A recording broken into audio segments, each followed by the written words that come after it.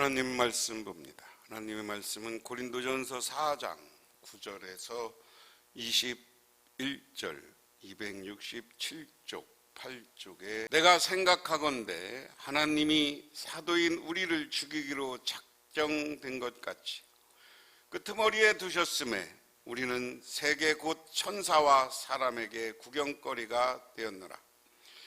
우리는 그리스도 때문에 어리석으나 너희는 그리스도 안에서 지혜롭고, 우리는 약하나 너희는 강하고, 너희는 존귀하나 우리는 비천하여. 바로 이 시각까지 우리가 줄이고 목마르며 헐벗고 매맞으며 정처가 없고, 또 수고하여 친히 손으로 일을 하며 모욕을 당한 즉 축복하고, 박해를 받은 즉 참고, 비방받은 즉 권면하니, 우리가 지금까지 세상의 더러운 것과 만물의 찌꺼기같이 되었도다. 내가 너희를 부끄럽게 하려고 이것을 쓰는 것이 아니라 오직 너희를 내 사랑하는 자녀같이 권하려 하는 것이라. 그리스도 안에서 1만 스승이 있으되 아버지는 많지 아니하니 그리스도 예수 안에서 내가 복음으로써 너희를 낳았음이라. 그러므로 내가 너희에게 권하노니 너희는 나를 본받는 자가 되라. 이로 말미암아 내가 주 안에서 내 사랑하고 신실한 아들 디모데를 너희에게 보냈으니 그가 너희로 하여금 그리스도 예수 안에서 나의 행사 곧 내가 각 처 각 교회에서 가르치는 것을 생각나게 하리라. 어떤 이들은 내가 너희에게 나아가지 아니할 것 같이 스스로 교만하여졌느니라. 주께서 허락하시면 내가 너희에게 속히 나아가서 교만한 자들의 말이 아니라 오직 그 능력을 알아보겠으니 하나님의 나라는 말에 있지 아니하고 오직 능력에 있습니다. 너희가 무엇을 원하느냐? 내가 매를 가지고 너희에게 나아가라. 사랑은 온유한 마음으로 나아가랴. 고린도 교회가 분열하였고 다투고 있다 하는 것. 다시 말해서 고린도 교회가 분열과 다툼 가운데 있다. 그런데 지난 시간에도 얘기했지만 이 원인이 사람이 중심이 되기 때문이다. 사람 중심의 삶을 그러면 이 다툼을 해결하려고 하는 건 어떠냐? 그리스도께 충성, 신실함. 그리스도께 고린도교회가 분열하고 다투는 원인은 사람 중심 때문에 그런 것이고, 이 분열과 다툼을 해결하는 방법은 우리가 그리스도 중심으로 모여서 충성하고 신실하게 살면 되는 것이다 하는 겁니다. 그런 것과 이제 대조로 그럼 고린도 교회 문제점을 계속해서 오늘 지적하는 거예요. 고린도 교회 문제가 뭐냐? 그래서 하나 이제 사도 바울 자기의 신앙에 입각해서 이야기합니다. 내가 생각하기에 하나님께서는 사도인 우리를 마치 사형수처럼 세상에서 가장 보잘것없는 사람들로 내놓으셨습니다. 우리는 세계와 천사들과 사람들에게 구경거리가 된 것입니다. 우리는 그리스도 때문에 어리석은 사람이 되었지만 여러분은 그리스도 안에서 지혜 있는 사람이 되었습니다. 우리는 약하나 여러분은 강합니다. 여러분은 영광을 누리고 있으나 우리는 천대를 받고 있습니다. 자, 내가 세상 생각하건대 하나님이 사도인 우리를 죽이기로 작정된 자같이 끄트머리에 두셨음에 우리는 세계 곧 천사와 사람에게 구경거리가 되었노라. 우리는 그리스도 때문에 어리석으나 너희는 그리스도 안에서 지혜롭고, 우리는 약하나 너희는 강하고, 너희는 존귀하나 우리는 비천하여. 9절은 7절부터 시작된 바울이 고린도 성도들에 대한 책망하는 내용이 연결되어 있습니다. 바울은 고린도 교회 성도들이 세상의 가치와 기준을 따라 사는 모습을 보고 이미 배부르며 이미 풍성하며 우리도 없이 왕이 되었도다라고 풍자합니다. 고린도 교회 성도들과 대조적으로 하나님의 사도된 우리, 즉 사역자들은 비천한 모습으로 묘사됩니다. 바울은 사역자들이 비천한 모습과 고난의 원인이 바로 하나님이시라고 설명합니다. 성도들이 세상에서 왕노릇하는 것과 정반대로 사역자들은 하나님으로 말미암아 가장 비참하고 낮은 처지가 되었다. 다시 말해서 고린도 교회가 분열하고 다투는 모습을 보면서 사도 바울 자신은 어떻다는 거예요? 자기는 지금 비천해졌다. 그래서 끄트머리에 앉게 됐고 자기들은 수모를 당하고 있다. 그런데 사람 중심으로 사는 고린도 교회는 분열과 다툼 속에서 자기들은 어리석은데 고린도 교인들은 강하고, 그 다음에 뭐예요? 너희는 존귀하고, 그 다음에 뭐예요? 지혜롭고. 이 지혜롭다라는 것은 일반 지혜가 아니라 이 사람들이 우리를 오늘날의 건 학벌이에요, 학벌. 그래서 예수님 안에서 너희들은 왜 강하고 존귀하고 지혜로운 자가 되려고 하느냐? 나는 하나님이 비천한 사람, 끄트머리, 수모, 어리석은 사람으로 만들어줬다. 자, 우리 그리스도인들이 갈 길은 어디 있느냐? 자기가 교회 안에서 높아지려면 안 된다는 거예요. 내가 비천해도 만족해야 된다는 거예요. 그러면서 11절부터 13절에 보면 바울은 이렇게 이야기합니다. 우리는 바로 이 시각까지 줄이고 목마르고 헐벗고 얻어맞고 정처 없이 떠돌아다닙니다. 우리는 손으로 일을 하면서 고된 노동을 합니다.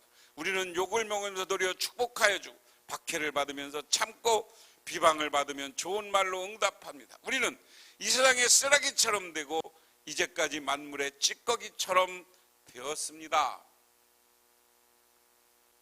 11절부터 13절에 보면 바울 자신의 형편은,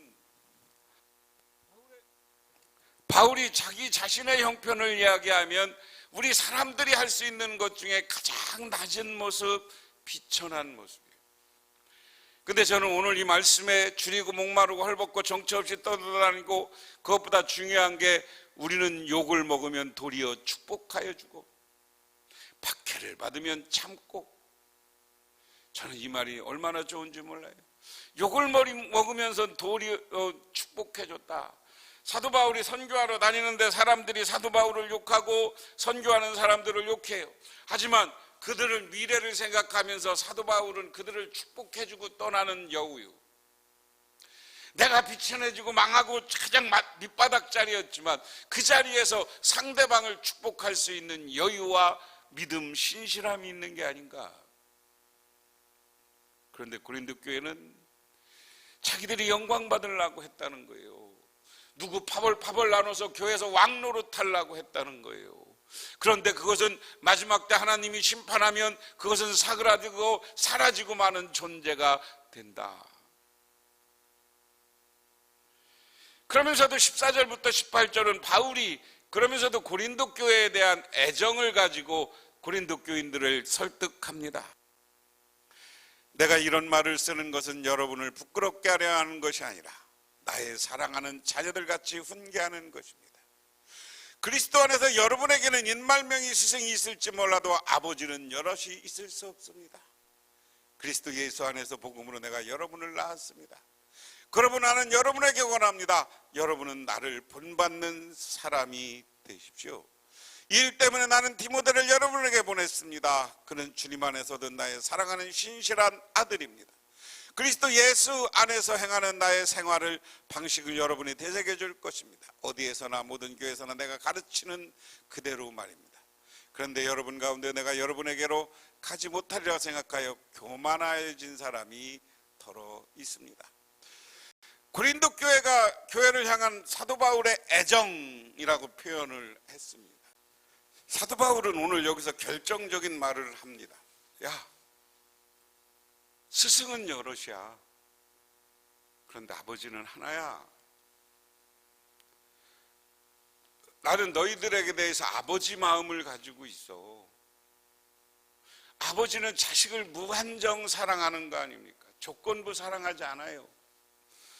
무작정 아버지는 자녀를 사랑하지만 스승들은 가르치기, 지적인 건 가르치지만 그걸 가지고 다 이익을 얻는 사람들이 스승들이에요.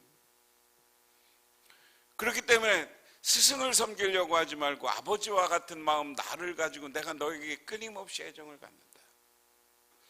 그러면서 디모데를 내가 너한테 보내는데 디모데는 내가 신앙 안에서 낳은 아들이다. 우리는 그것을 영적 아들이다. 이렇게 표현을 합니다. 그래서 우리는 사도 바울은 이 고린도 교회를 향해서 아버지의 마음을 가지고 있다. 아버지의 마음. 다시 말해서 사도 바울은 영적 아버지다. 영적 아버지인데 이 고린도 교회도 사도 바울이 개척했어요. 현대어로 사도 바울이 개척했어요. 그래서 나는 고린도 교인들을 내가 낳은 아들처럼 생각한다. 그러니 당신들 여러분 딴 것 하지 말고 나처럼 본받고 살아라.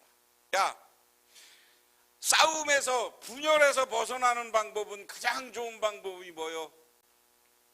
내가 포기하면 되는 거예요. 내가 낮아지면 되는 거예요.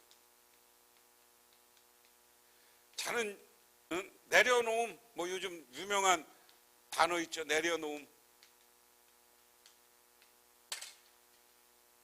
왜 교회 안에서 자꾸만 다투느냐?